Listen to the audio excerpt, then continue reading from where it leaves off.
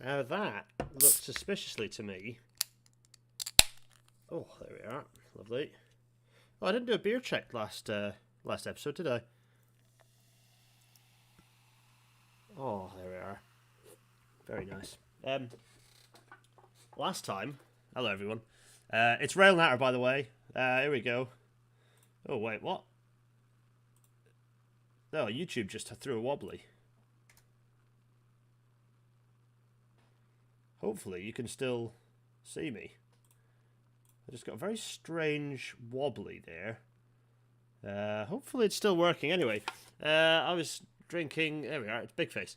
Ooh, bleachy. Ooh. This German Pale Ale. I think it's Glaswegian. I think it's good. It is very nice. That's now been recycled. Now I'm drinking Winding Path, which is from York County. Where is it from? Brewing. So produced and canned by Windridge Farm Brewing, Dallastown, Pennsylvania. I think possibly from York County, Pennsylvania, which is. I'm literally drinking. Liam, I'm drinking. Drinking the beer of your youth here. Winding Path Brewing Company, Slight Bend IPA. It's time to test it out. Very nice. Lovely. Right, anyway. Let's continue pouring that. Oh, my goodness. How are you all doing? Are you all well? We're here for a Rail Natter. We're talking about this week's... Well, you know what? It wasn't quite as dramatic a budget meltdown because obviously Jeremy Hunt and Rishi Sunak went for maximum boredom to try and make everyone relaxed a bit. Oh, it's coming up a bit quiet. You're right. I don't know why my audio is so quiet. Let's have a look at the technology, shall we? Why is that happening? Let's have a little look. Oh. How's that? Is that better? Oh, yeah, that's much better. That's where it should be. For some reason, an app somewhere on the computer, some exe running somewhere, hijacked the sound controls and switched them down. But now that should be better, shouldn't it? Sorry, everyone who's just had to readjust their sets. Readjust your headsets. Anyway, oh, no, I'll put that back on. Cheers, everyone.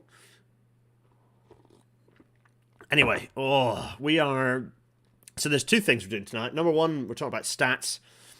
But number two, we're talking about the big budget meltdown. So, to be honest, let's get into it. Everyone, welcome to tonight's Rail Natter.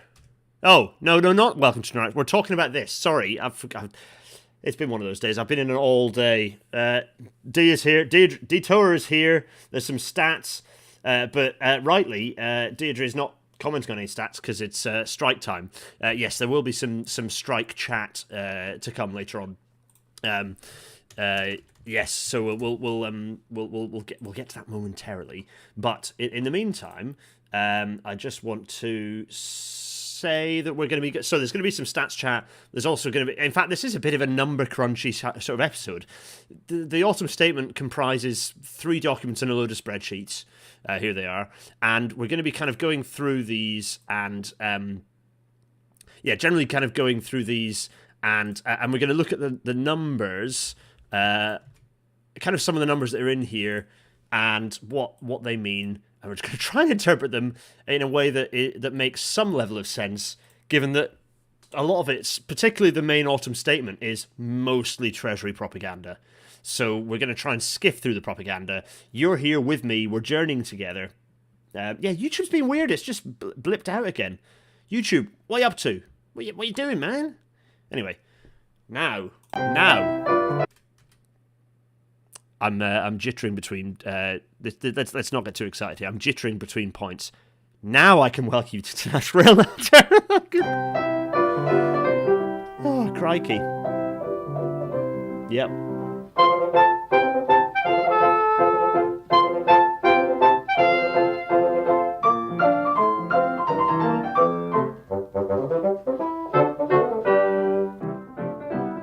Oh dear me! Oh, and I've just had massive chest pain just to really make it all happen. That's in City 225 fading away.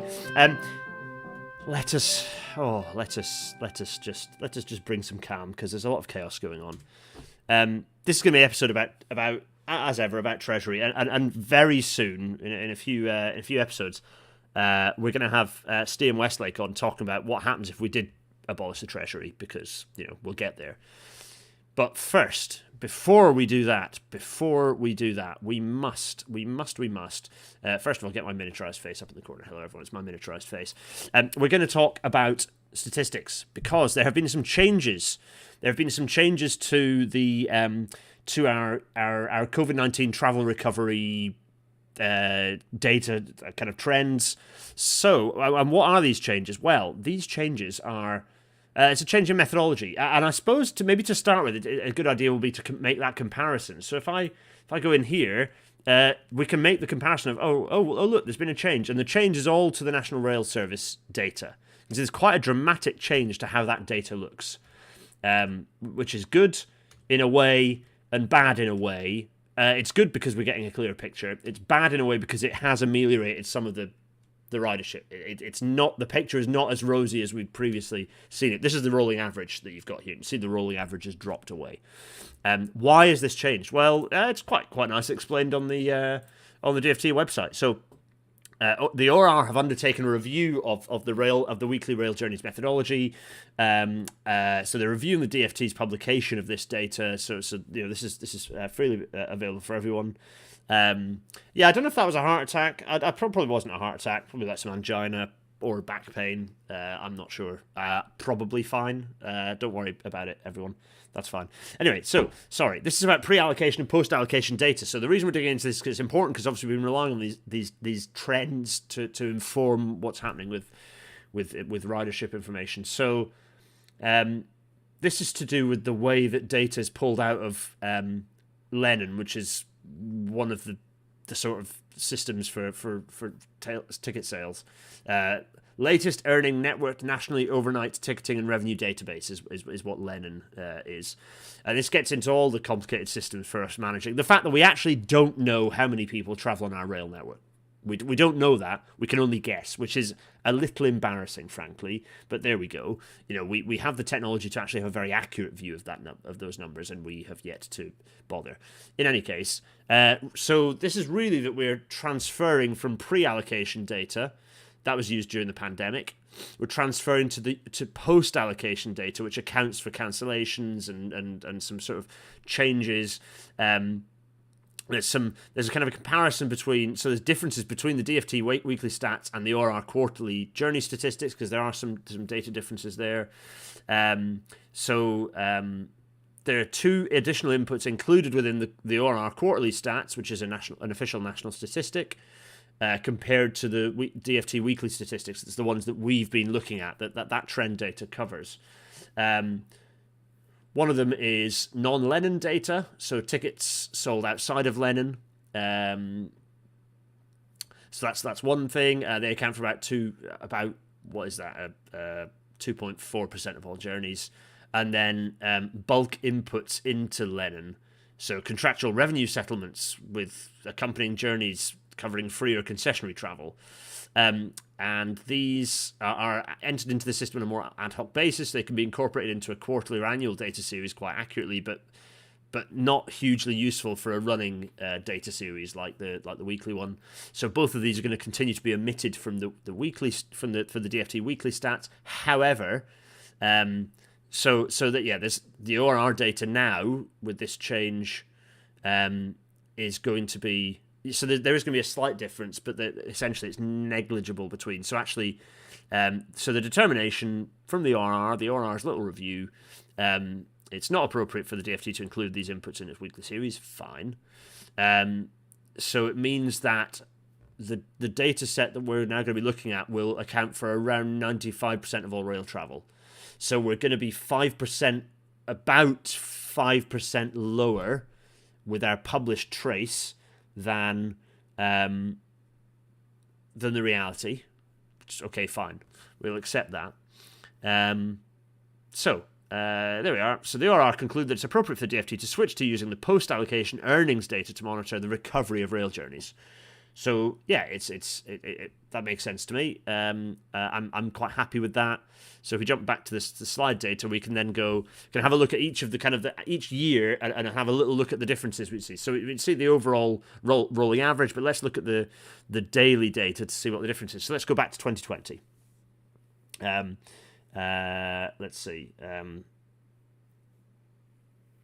Yeah, trains are an absolute mess at the moment. We'll get to the specifics of what's going on at the moment. So, 2020, remember 2020? So this is the difference now in data. So actually, you can see at the start of the pandemic, a bit of a rise in the data set, but then it's dropping. Oh, you know what? Let's get the old Wacom out, shall we? Let's do that. Fine. We get the Wacom out. So here you can see there's a bit of a rise in the data. So if I flip back and forth, you can see that we've got a bit of a rise in the data here. So then, what else? So generally, we can say actually ridership is higher in 2020 than previously published, although the trough in winter 2020 is lower. So that's interesting. So there we go. We also get rid of a few. Also, yeah, there's some bus artifacting that we've got rid of as well, which is good. What about 2021? So 2021 was a year of kind of steady recovery, despite things like various. It was the slow removal of measures, right, in 2021. So let's have a look. So comparison of before. So I'll this time I'll scribble before, and then after. There we are, just to make that nice and clear. Before, after. So you see before and then after there's a general drop. So you can see the change now is that there is so by the time we're getting into recovery mode, so down here you can see there's not very much difference between before and after. Before and after, not much difference. They're about the same place, right? But you can see as we're starting to get into recovery mode, that the original data was actually overestimating slightly and also slightly front loading some of that those kind of trends of ridership increasing. Also, it's kind of got rid of some of those strange artifacts. So the strange artifacting we had around here that we could never explain, it's gone. It's just gone.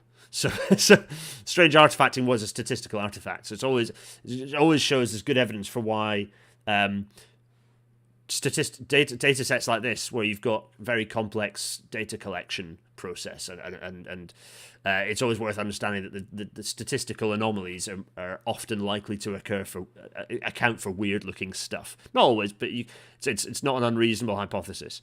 And actually, it's smoothed off this kind of drop and then rise in it's much smoother than the kind of the trend. The trend makes sense. That weird blip upwards again seems to run off. So it's a much clearer picture of the ridership dropping off by the end of December, because we had the Omicron measures. So everything kind of dropped off after the Omicron measures. That makes sense. So then at the start of 2022, this is our before, and this is our after. I think this is important, by the way. This is why we're going through this in a bit of detail, because I think it's important. We've relied on this data set for it's been kind of a bit of a backbone of Rail Natter content to kind of have this review of what the hell's going on. So I think it's right that we have a little look. So before and after, you can see actually in January there's quite a leap of recovery in the new data here that's quite impressive. So that kind of there's that leap in recovery, but you can see that things are, generally not. Yeah, it's just overall the peaks have dropped away a bit.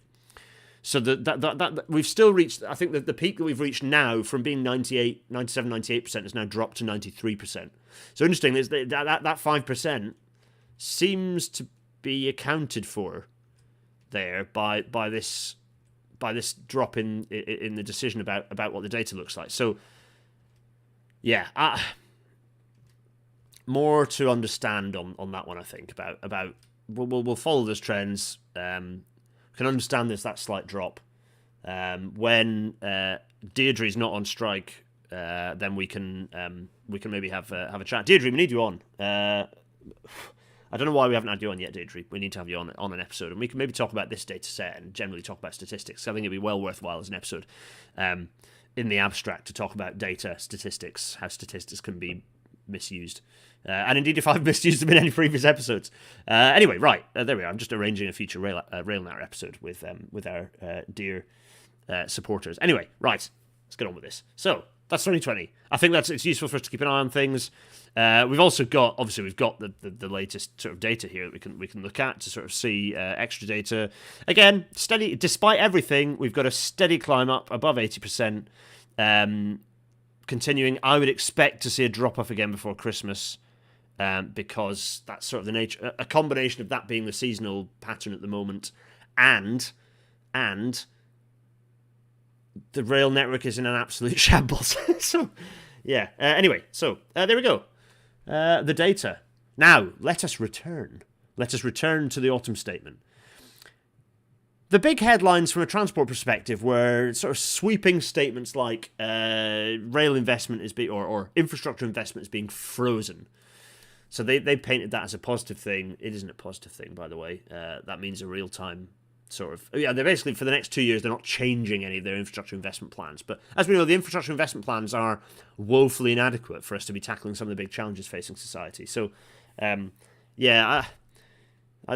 yeah. Anyway, we are going to. So we're not going to look at this document here. We are going to look at this document in like this one. Sorry, very very briefly because I'm going to draw a sand timer. It's a sand timer. We're going to go through this one very quickly because I don't know why I drew a sand timer, but it represents time, right? We're going to go through this super quickly because it's full of mostly propaganda rubbish. We're going to concentrate on the pure numbers, which are contained within the policy costings. So we're going to have a look at that. So let's first of all bring up the fancy autumn statement. So here it is, the autumn statement, and we're going to warning for everyone, content warning for everyone. I'm going to flick through this at fairly high speed just to give you a gist of it. I don't want to dwell on it because it's very selective.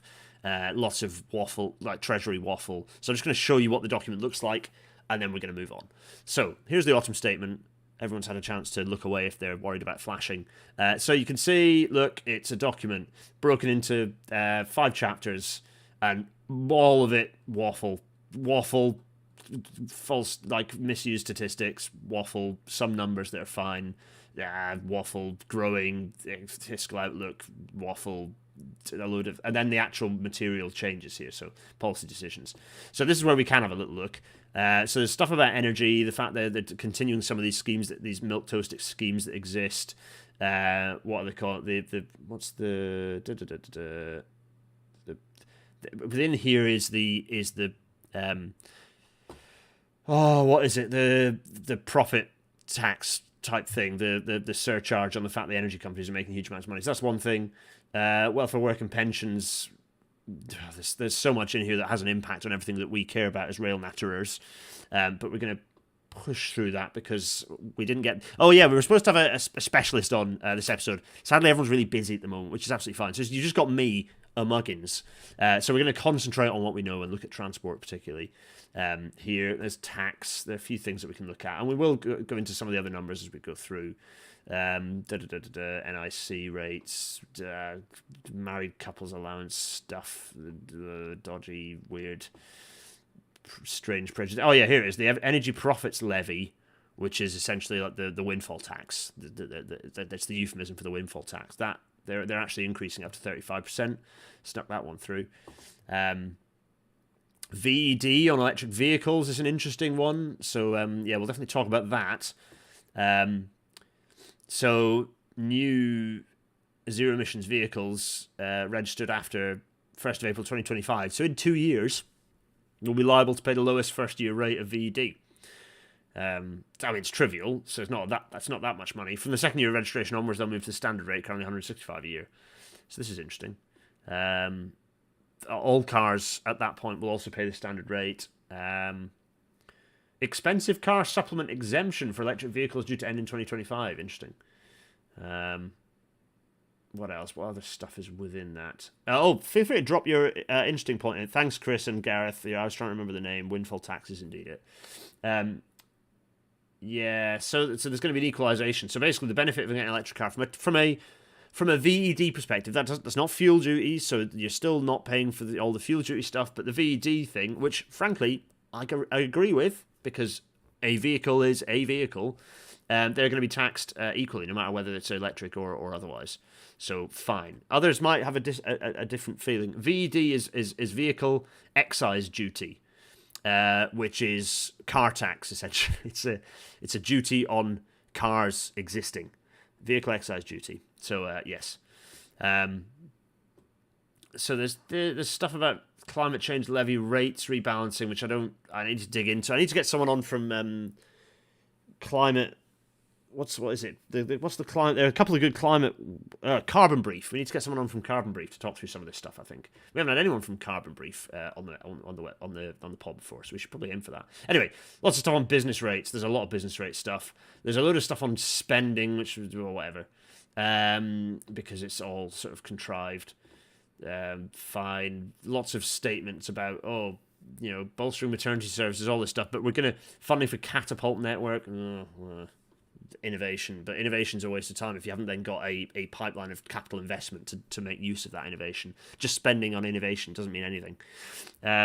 Fine. Supply side growth. See, this stuff about, investment zones are gone, which is a good thing. So they're gone. That is a benefit. We'll talk about the stuff that was proposed in the previous budgety doodad, because I've got a slide on it, because so much that did this budget want to just be like, no, we're not doing that they published a specific table to show how they're actively reversing every single one of the Truss Kwarteng policy statements. So that's very funny. New devolution deals is interesting, but again, there's no funding power to back this up, so nothing in there. Anyway, right, there are the numbers. We'll come back to all that. So there's all the numbers. Fine. Which we've got in a table we can look at later. And there we go, the fake tracing paper. Actually, you know what? The fake tracing paper is quite nice. It's probably quite... it's not that high res. I was going to say, it's a nice little texture for me to export and make use of. Thanks, Treasury. Want to add to my texture list of textures that I can make use of. Anyway, I'm pretty sure I can Photoshop out these, and then I've got a nice little bit of textured paper. Lovely. Thanks HMT for that. Anyway, right. The meat on the bones is... I've been halfway through part reading it. Is this bit, is the actual policy costings. So we can go through this and look at what the material changes are to stuff that's relevant to transport as best as we can. If I miss anything, shout at my name so it pops up red, that sort of thing, and we're going to go through this and pick out what we can and kind of maybe have a bit of a stab of an idea of what it might mean. So you're going to, as ever with the PDF page turns, you're seeing it through my eyes in the way that I generally flick through these documents. My chaotic ADHD brain, but hopefully with a bit of informed what to look for type thinking. And maybe that can help you lot. As ever with Railnet, I'm not trying to tell you how to think. It's like equipping you with, it's a way to pick that stuff up. And then you can sort of make these decisions for yourselves. Because if everyone, was able to digest evidence, then we'd all be socialists, which is the plan. Anyway, so... Anyway, fine, lovely, open government license, yes, introduction, policy costings, indexation in the public finance forecast baseline, blah, blah, blah, blah, blah. Annex A, fine. Well, we're going to not worry about that. So this sets out managed expenditure limits. This goes through what's in the chapter for policy costings. There's all this stuff, and we're going to go through each one in turn. We're going to ignore some of them because I'm not equipped to say much about them. There's energy price guarantee, cost of living payments, pensioner cost of living payments, disability cost of living payments, energy bill relief scheme. That stuff all bundles up into some of the response, the frankly menial response to the enormous pressures being applied for energy prices that are not uniquely and singularly because of Russia. Like, a lot of these are because of the way we've done energy as a broad strategic policy for the last multiple decades. All of that being, do nothing in the UK, make it everyone else's problem, until the point at which energy independence would be a very good idea. So the way to solve all of these energy issues is to massively ramp up energy self-reliance, of which, we're getting late for nuclear. I've stood for a very long time defending nuclear as the choice, but we aren't getting to the point where nuclear is like, we've taken too long. So unless SMRs can bail us out by being able to be delivered in a couple of years, big nuclear is starting to not be certainly the medium-term solution, which is uncomfortable for me, because nuclear, when it was announced back in the 2010s or before, was part of the solution. Absolutely was part of the solution, and now that's becoming less true. Long term, yes. Okay, part of our major energy needs. But short term, we need just massive amounts more wind and solar. Particularly solar, actually. Hello, everyone in the chat. Hello, all the people here. So, anyway, right, energy bill relief scheme. So the council tax thing, again, it would have been great to have the various guests that I wanted to get on but are more important than I am and very busy, have them on, because it'd be interesting to understand. Here is basically, this is about the fact that they're like, oh, council tax is going to increase, which will make our lives easier. Which is like, no. But anyway, let's move on. There's a load of stuff on business rates. Not equipped to talk much about that. Energy profits levy, the windfall tax, fine. That's providing some money, but again, they could like... I mean, ultimately, the right thing to do with energy is to... and sorry to those who... I know that some people don't agree, even on the kind of left of centre, don't agree with this, but vital services that people rely on to survive, which for me are water, electricity, internet, should be provided by the state.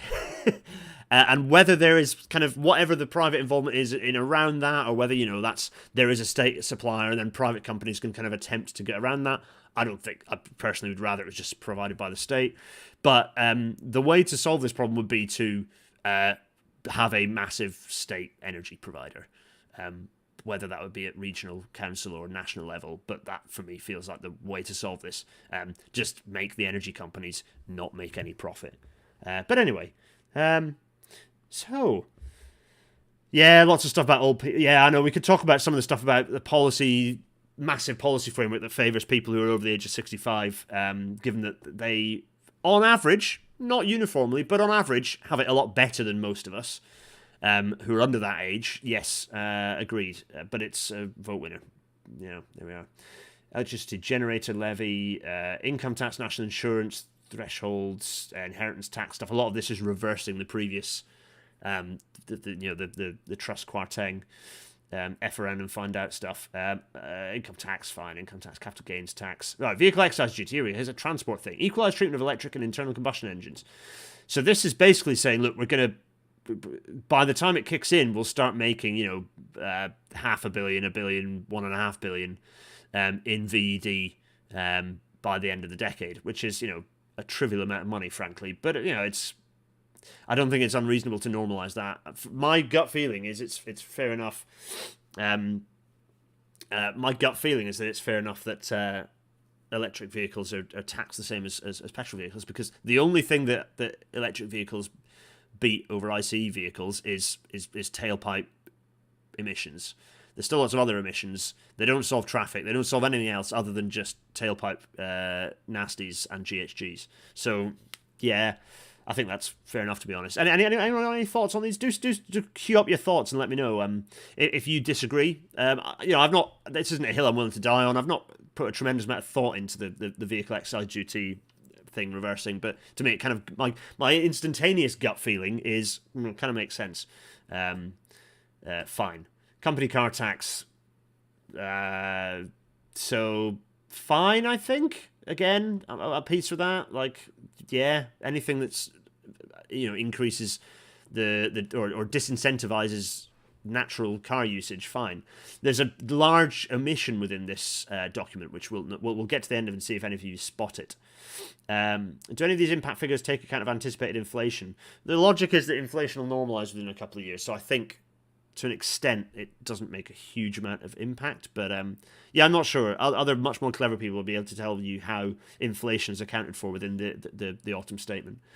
National insurance, right, okay, let's skip through that. Pillar 2 rules, UK implementation of global minimum corporate tax reforms. Fine. This is interesting. I think this is to do with big businesses who... This is the Google tax. And this will bring in a hilariously trivial amount of money. I mean, it's some money, but again, it's not that much. It's surprising. But again, it's because these large businesses can dodge that. But yeah, fine. R&D tax relief. Well, that's interesting. This is something that lots of companies, including those that I'm sure lots of us work for here, lots of them basically spend quite a lot of time hunting for money that can be put into R&D so they get tax relief. This appears to be getting eroded slightly, which, again, for me feels like not necessarily a bad idea because, I don't know. It always felt to me like a bit of a... Is it actually materially making any difference to how much people are willing to be interested in investing? Anyway, fine, whatever. Oh, that's a good point. How many pages is this? It's 29. Okay, we're about halfway through. Fine.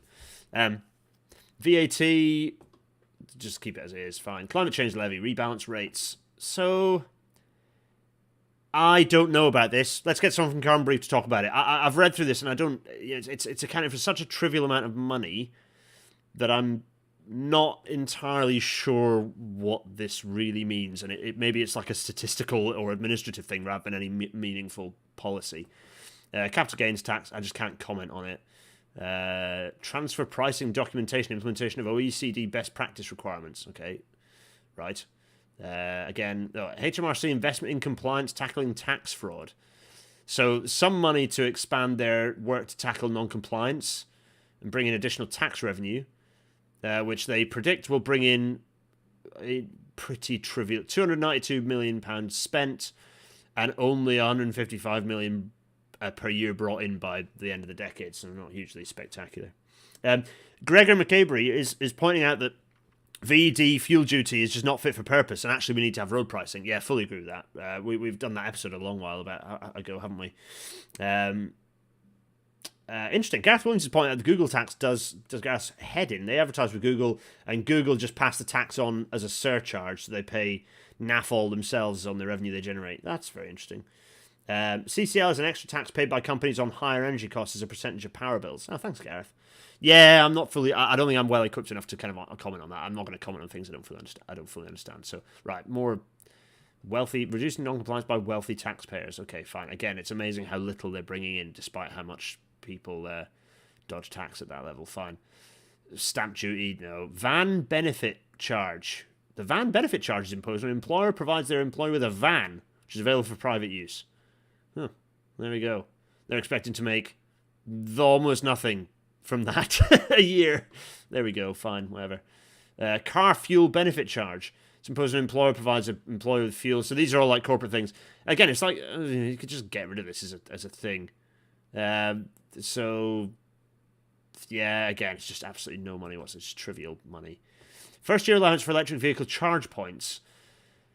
This extend the enhanced capital allowance for the purchase and installation of EV charge points by businesses. So there's like an element of, and it's interesting that it's ebbing and flowing. It's not. So at the moment, it's net negative. So it's a drain. It's an investment by the public purse, and then it won't be by the end of the decade, by the look of it. So interesting. Okay, I don't really know what that seems like. Such tiny numbers. I'm not really sure what. Yeah. Right, okay, carbon price support, import tariff changes, pension credit, benefit cap levels, just pathetic, like, need to bump benefit caps up by a lot more, but I'm increasingly a UBI fan anyway. Support for mortgage interest, whatever, social housing, capped rent increases below CPI, well, yeah, but they need to be capped more. Employment support allowance, daily managed move to universal credit until, okay, I'm not equipped to respond. Housing benefit pension credit delay merger till 2028. They believe that'll make a saving beyond that point. Why is it making a saving? Surely, well, I don't like that because, yeah. DWP, additional investment in tackling fraud and error, a pointless waste of money, but they are predicting nearly 2 billion quids of benefit. So what they actually mean is they're making it harder to... they're making it harder for people to actually... So it's not... Basically making it harder for people to apply for benefits there, and they'll make 2 billion quid a year by the end of the decade on making it harder for people to apply for benefits. So, yeah. Energy profits levy. That's the windfall tax, which is making substantial amounts of money. Not enough. Should be more. They should be more aggressive. But, 6, 7, 5... 3 billion, so what is that? Oh, come on, I can't do maths. So that's 12, 20, 24, about 24 billion being made from this point until the end of 2026 on that. Yeah, interesting. It's a sizable chunk, isn't it? Right, R&D tax release, yeah, again, extent to data and cloud costs, whatever. Tax exemption for compensation payments. Okay. Capital gains tax, you're not equipped to. IFRS 17 transitional rules. Mind-blowing. No idea. Fine. Residency test exemption for arrivals from Ukraine. Like a trivial amount of money. just to allow people. There's some problems with this scheme on a major scale. Problems for just actually it being sold as a good thing and actually impacting on a lot of Ukrainians trying to come into the country. Yeah, right. PIP award review queue. Again, if it's making yeah, it's just not. Exchequer impact should be. Yeah, okay. It's an investment. It's just money actually going to people by the look of it for a couple of years, but I'm not sure anyway. Pause full PIP rollout. And it's seeming to make a lot of money. I don't like the look of that because PIP. We should be encouraging. PIP. It's a good thing if it's going out. It's allowing people to live more fulsome lives if they're getting PIP and they're otherwise impacted. Anyway, right, fine. Student finance eligibility in Ukraine, not much. Trivial. Income tax, basic rate 20%. NIC, reverse temporary increase in NIC rates. Cancel health and social care levies. So this is resulting in a sizable impact. It's a positive thing by the look of it because that's 20 billion coming out of the Exchequer's back pocket. That's a good thing. Money going out. Stamp duty, land tax, annual investment allowance, whatever. Venture capital schemes, increase seed enterprise investment scheme limits. It's trivial. Employee share schemes, whatever. Alcohol duty reform, not hugely interested. Right, that was it. That's all the stuff. Wait, what? There it is. That's it. It's not very dramatic, is it? But we are going to bring up the table, which talks about some of the. So that's one thing, and there's the annex here, which talks about some of the. Indexation in the public finance forecast baseline, and then a load of stuff talking about how it's being. I think this section might be referring to how they're managing. Oh, I don't know. Let's get a data table up. Here we go. Here's a big data table. So here is the data table, and the key things we're kind of interested in here is looking at some of the public spending section. So. So you can see here, this is the whether it's spend or tax, fine. So a bit of money on the NHS, but it's not enough. A bit of money on schools, but again, not much.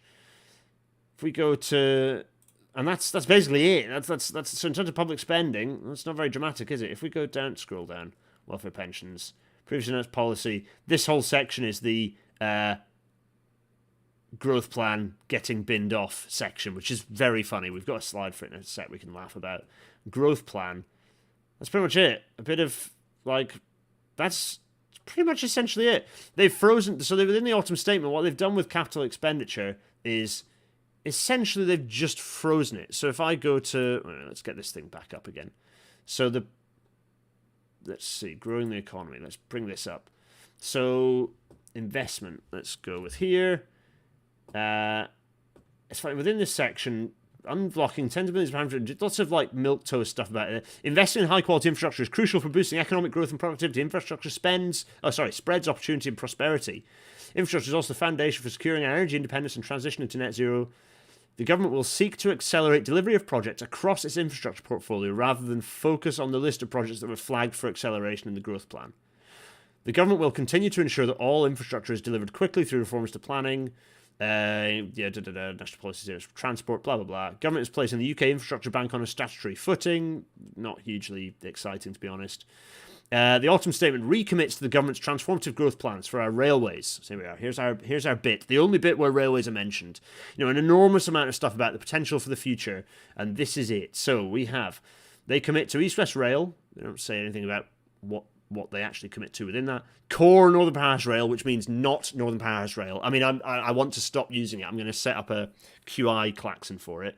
But what they mean by that is the stupid, pointless, scorched earth stub to Marsden through Stanage. High speed 2 to Manchester. They're talking about cutting the Manchester Airport station. They've already got rid of the. Also, you notice that they're explicitly not even mentioning the spur up to East Midlands Parkway there. So that's going. They're getting rid of that. They're getting rid of Manchester Airport station. They're cutting every single thing they can. They've already got rid of the Goulburn link. They're just stripping it right back to as much as they can feasibly strip it back to without saying, short of saying, look, we've delivered it to the north. So it's pathetic. Digital infrastructure, fine, lovely. Bit of nuclear, renewables, wind and solar. They're still not bringing, they've not reversed the ban on onshore wind, which is a real problem. Second round of levelling up fund, 1.7 billion. It's just such trivial amounts of money. It's pathetic.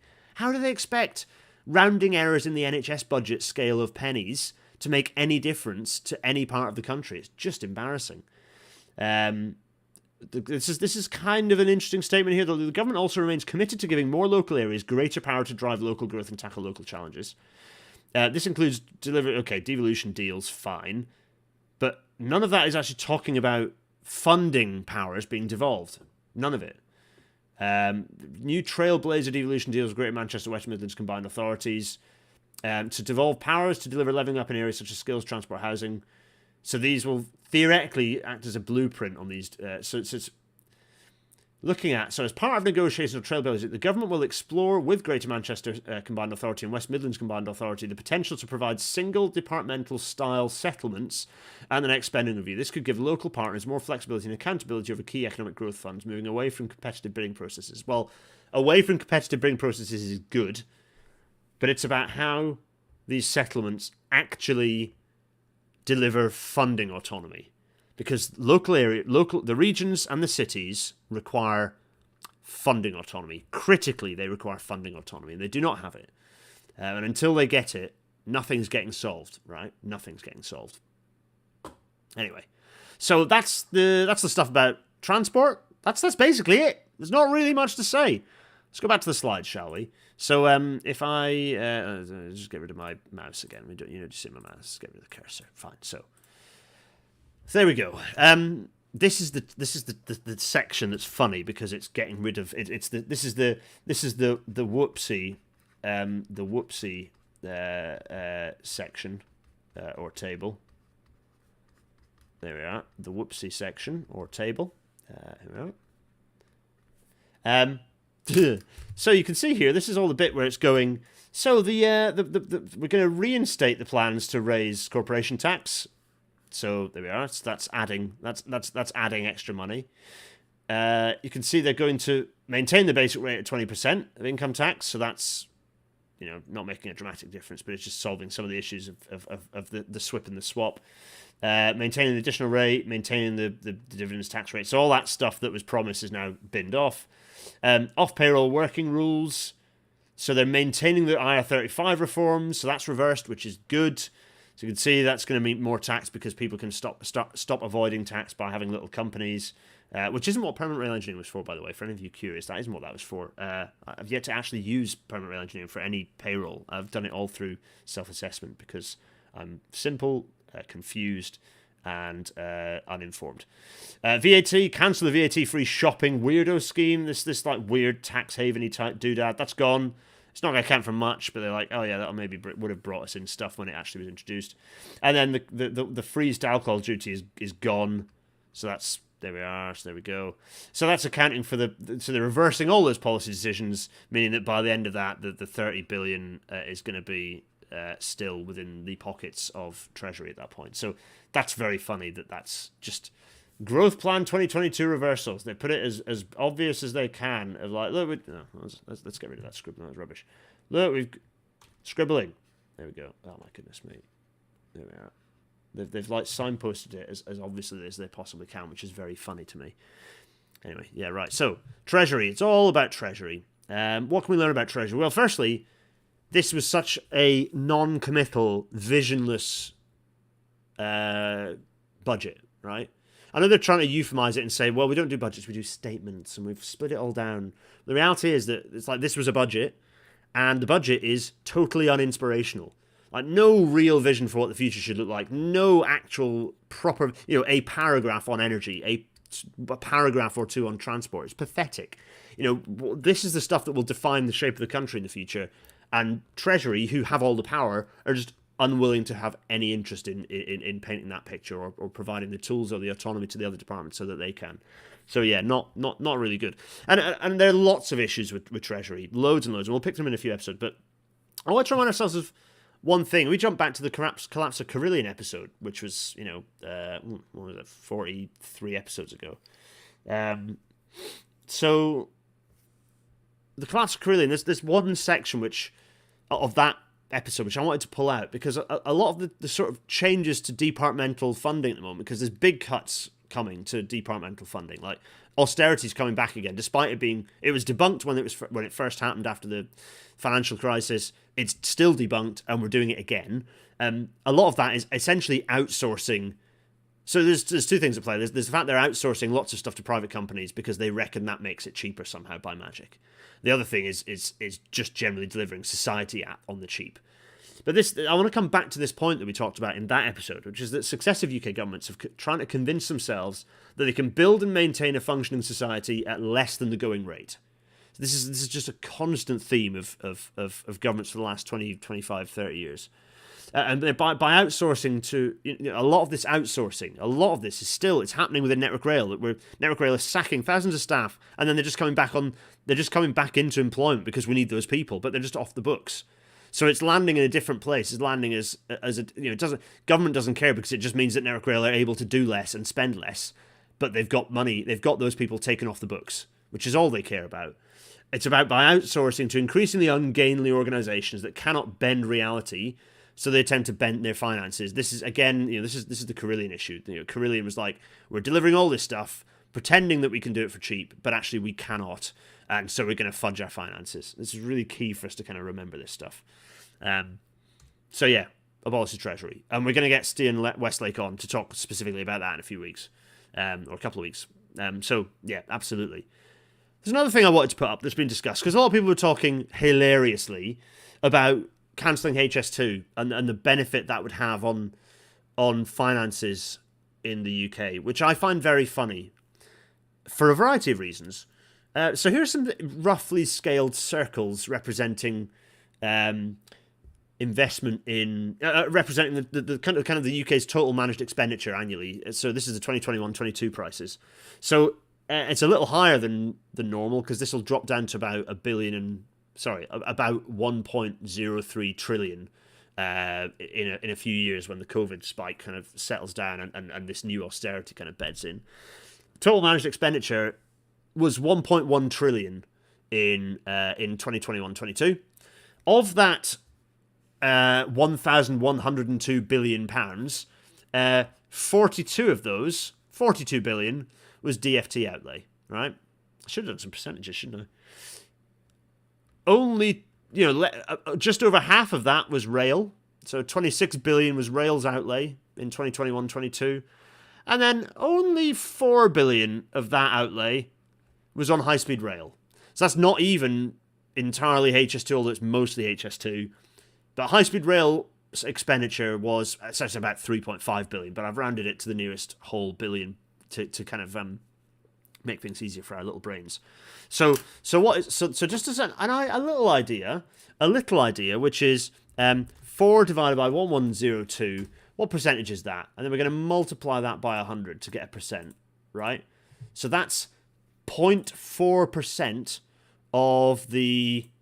Oh, you don't want to look at that. You want to look at. I'm getting rid of my calculation. 0.4% of the of the UK's total total managed expenditure. So the amount that Treasury signed off on, 0.4% was on HS2.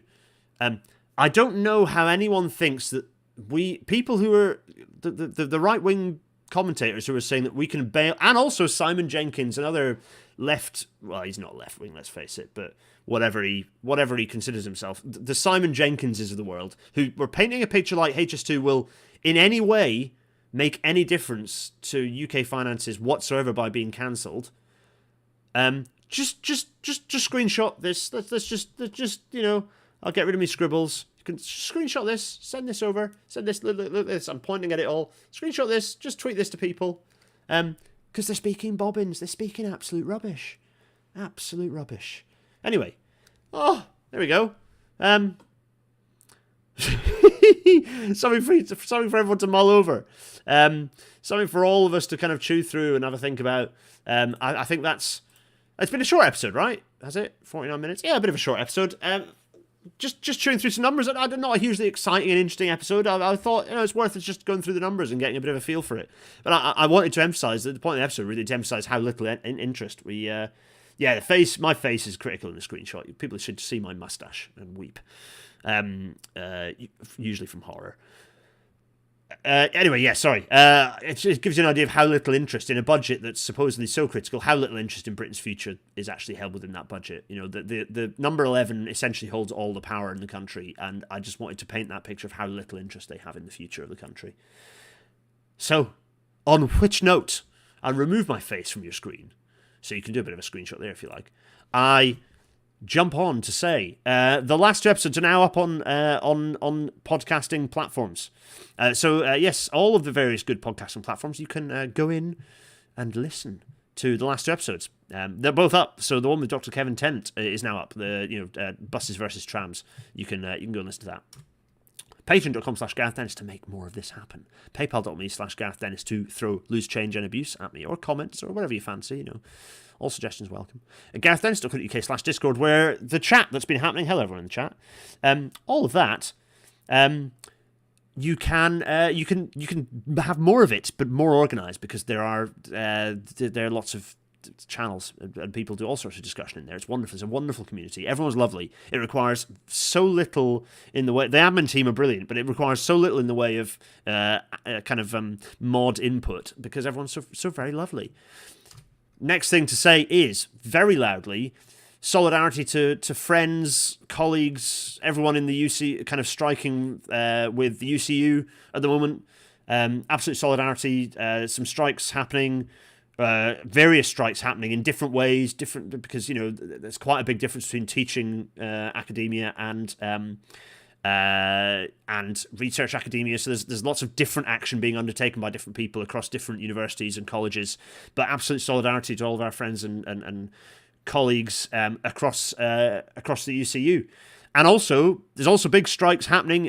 Government, if you want to look into what's just happened to the RMT, government basically, actually Treasury, tried to throw in mandatory DCO as part of the arrangement into the agreement, and basically as a way to deliberately hijack it, or to try and kind of exploit what there are.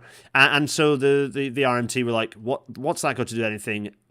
No, and stepped away. That's not the only thing. There are other things. I think HMT have HMT have come in and basically tried to hijack everything that was going on with the discussion, which is why the RMT have gone Foxtrot Oscar, strike time, and are calling a large number of 48-hour strikes that are going to be a massive impact. DCO is driver-controlled operation, which, you know, has its uses and applications, I think. I'm not necessarily an anti-DCO person, but that's basically where you have a person on the train. It allows more flexibility in the operation of the railway. The driver has more, controls the opening of doors, but they don't control the departure. So you still have a person on within the train checking that the doors are all safe to close. There are various levels of DCO, but it's basically allowing slightly more flexibility in the operation of the railway, which can help with things like cancellations when you've got staff, disruption and staff ending up in the wrong place. But it has to be very rigorously controlled and protected to make sure it doesn't end up being, and this is why a lot of the strikes happen, because these protections were not in place. It cannot end up being the normal for operation, which, given that the only lever of power to reduce costs were staffing, it was very much being used as a lever to reduce staffing costs. So rather than being a tool to help with accessibility, it was the opposite. It was just being used as a tool to get rid of staff. So anyway, I digress. UCU, solidarity. Next week, we have a good friend of the show, Simon's back. Simon Kendler's joining us to talk about his report, actually, episode 142. We've had a series of Pacer episodes, haven't we? Where the North Needs Wires, a guide to northern electrification. It seems funny to go from Treasury spending no money to where we'd like to look at electrification, but I think we should look a little bit to the future, because it's nice to think about why and where we need wires, and think about sensible methodologies for establishing that, and maybe some challenges to the report as well. So I'm sure Simon would welcome some robust challenge on, in terms of prioritization. I'd say the one shortcoming of this report, which I've had a good look through and enjoy, it's got a nice diagram with it as well. The one shortcoming of the report is probably the criteria for prioritization maybe need wiggling around a little bit to reduce the amount of stuff that's in tranche one. prioritisation. So we'll chat to Simon, but maybe there's a reason for that. You know, we'll speak to Simon about that. But we're going to talk about electrification, northern electrification, and which lines need wires, which lines don't, off the back of the logic that's within the TDNS, the Traction Decarbonisation Network Strategy. So that should be good, shouldn't it? So we'll have a look at that. Everyone, let's go gigantic face upon you. Thanks for that, everyone.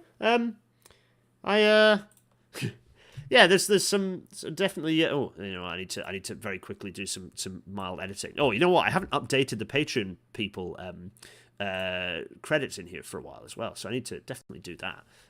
Anyway, I digress. All of you, it's been lovely to see you all. It's a quick one. We've managed. I'm trying to keep Rail Natter underneath an hour going forward. We failed miserably with Kevin, but that's because Kevin's always good fun and lots to learn. And yes, next time we have him on, we'll send him a mic. He was indeed using toaster mic. Anyway, right, enough of me waffling. I see no questions. I only see happy people who I enjoy seeing. Hello, Peter. Oh, cross-country episode planning. I need to those of you who are in the chat who know I'm referring to you, I have plans for a cross-country episode. Please DM me. Just in case there's something fun we can do as a bit of a loop on. I'm not asking for free tickets, don't worry. But it'd be fun to do some chat. DM me, please. Anyway, right. Everyone, have a lovely week. I'll see you next time. Solidarity Strikers.